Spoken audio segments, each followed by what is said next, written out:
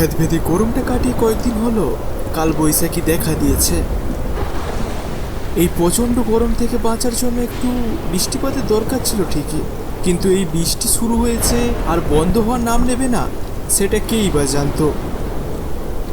এদিকে আজকে আসরটা বসেছে রামসোনার ব্যানার্জিদের বাড়িতে। বুঝলে রামসরণ, এই যা বৃষ্টি হচ্ছে 2-3 দিনের আগে তো থামবে বলে মনে হয় না। ছ্যা ছ্যা, এই বৃষ্টির কথা আর বলবেন না। যা শুরু হয়েছে চারিদিকে, শুধু জল আর জল। শুধু কি আর জল, চারিদিকে সাপের অত্যাচারটাও তো ভালোই বেড়েছে। তা যা বলেছিস, এই সাপের কামড়েই তো পাশের পাড়ার নীলরতনটাও মারা গেল। কি, আমাদের বন্ধু নীলা মারা গেছে?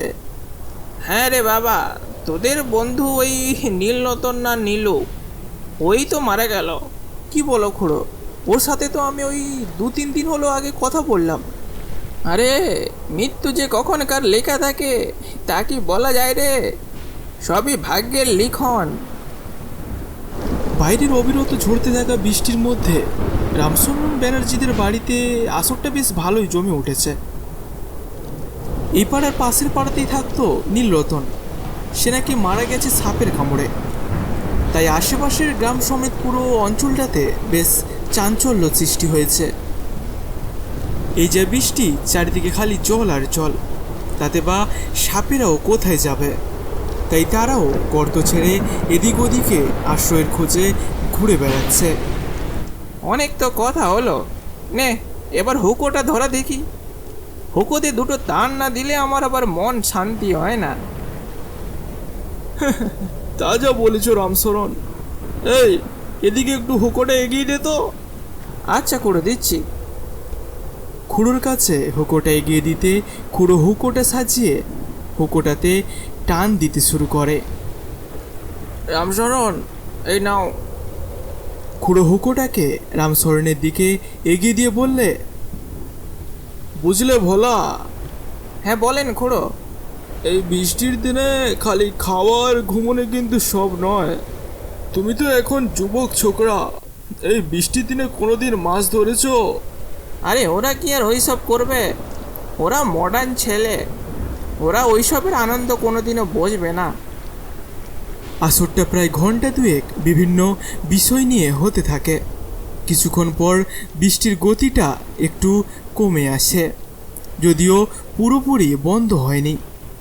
আচ্ছা খুড়ো, অনেক তো গল্প হলো, বৃষ্টিটা একটু কমেছে, আমি এবার উঠি। আরে কোথায় আর যাবি, এই তো সবে আসরটা বসলো, বস কিছুক্ষণ। না না খুড়ো, এই বৃষ্টিটা কম থাকতে থাকতে পালাতে হবে, না হলে আবার বেড়ে গেলে তো আর ফিরতেই পারবো না। তাহলে ফিরতে হবে না, তুই এখানেই থেকে যা না, তোকে কেউ কিছু বলবে না। এটা বলার জন্য ধন্যবাদ খুড়ো, কিন্তু আমি এখন উঠলাম। এটা বলে ভোলা বসে থাকা আসন থেকে উঠে দাঁড়ায় এবং সবাইকে বিদায় জানিয়ে বাড়ির বাইরে এসে দাঁড়ায়। যা বাবা, বৃষ্টিটা একটু ধরেছে মনে হচ্ছে, তাড়াতাড়ি রওনা দেই। রিমঝিমিয়ে পড়তে থাকা বৃষ্টির মধ্যে দিয়ে ভোলা নিজের বাড়ির দিকে রওনা দিয়েছে। কিন্তু আজ যেন বাড়ির বাইরে পা রাখতেই ভোলার বেশ ভয় করছে। মনে হচ্ছে যেন পেছন থেকে কারো নিঃশ্বাস তার কান দিয়ে এসে পড়ছে বারবার। কিছু দূরে এগিয়ে যেতে বৃষ্টিটাও তার মাত্রা বাড়িয়ে প্রবল বেগে বজ্রপাতের সঙ্গে ঝাঁপিয়ে পড়ল। যা বাবা, এখন আবার এত জোরে বৃষ্টি, এতটা যখন ভিজে গেছি তখন আর কোথাও দাঁড়িয়ে লাভ নেই, আর একটু ভিজে বাড়ি পালিয়ে যায়। ভোলা এটা ভেবে আরও দ্রুত গতিতে হাঁটতে শুরু করলো, কিন্তু এবার ভোলা স্পষ্ট বুঝতে পারছিল কেউ যেন তার পেছন দিক থেকে তাকে অনুসরণ করছে। প্রথমে কিছুক্ষণ ব্যাপারটাকে অবজ্ঞা করলেও কিছু দূর যাওয়ার পর সে উত্তেজনার বশে পিছন ফিরে তাকায়, আর তারপর যা দেখে, এ এ কি নীলরতন, তুই? হ্যাঁ আমি। তুই না মারা গিয়েছিস সাপের কামড়ে? আমি সাপের কামড়ে মারা যায়নি, আমাকে বিষ দিয়ে খুন করা হয়েছে। আমাকে খুন করা হয়েছে। মানে কি বলতে চাইছিস তুই? আমার বিষমশাই আমার সমস্ত সম্পত্তি হাতে নেওয়ার জন্য আমাকে বিষ দিয়ে মেরে ফেলেছে, আর সবার কাছে ছড়িয়েছে আমি নাকি সাপের কামড়ে মারা গেছি। এসব এসব কি সত্যি কথা? সত্যি মানে? তোর যদি এসব কথা বিশ্বাস না হয় তবে তুই আমার বাড়িতে গিয়ে দেখ।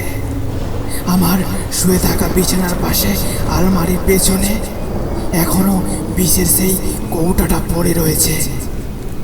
কিন্তু তুই তুই আমার কাছ থেকে কি চাস? তুই তো আমার বন্ধু হস, তাই না? তুই আমার এই অন্যায়ভাবে করা খুনের বিরুদ্ধে রুখে দাঁড়াবি না? কেন করব না? তোর সাথে এত বড় চক্রান্ত করে তোর জীবনটা কেড়ে নেওয়া হলো। আমি অবশ্যই তোর জন্য লড়বো, আর তোকে ন্যায় বিচারও পাইয়ে ছাড়বো। এই ঘটনার পর ভোলা বাড়ি ফিরে আসে এবং পরের দিন সকালে পুরো ব্যাপারটা গ্রামের থানায় জানায় এবং তার বাড়ি গিয়ে দেখে সেই বিষের কৌটোটাও পড়ে রয়েছে আলমারির পেছনে। পরবর্তী কিছুদিনের মধ্যে এই বিষয় নিয়ে তদন্ত শুরু হয় এবং বিষমশাই শাস্তি পায়, আর নীলরতনের আত্মাও খুশি খুশি মুক্তি লাভ করে।